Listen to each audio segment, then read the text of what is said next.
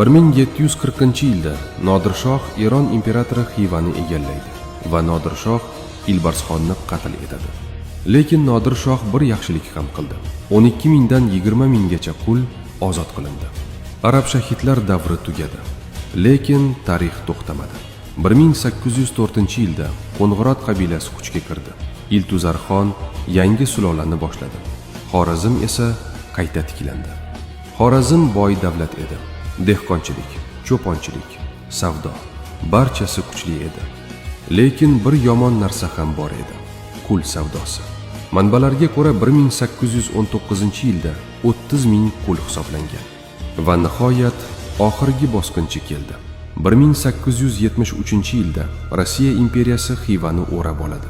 Muhammad Rahim xon 2-protektorat shartnomasi imzolaydi va oxirgi 47 yil mustaqilligi cheklangan edi. Afsuski, 306 yillik mustaqillik tugadi. 1920-yilda oxirgi sahifa yopildi. Sovet inqilobi keldi.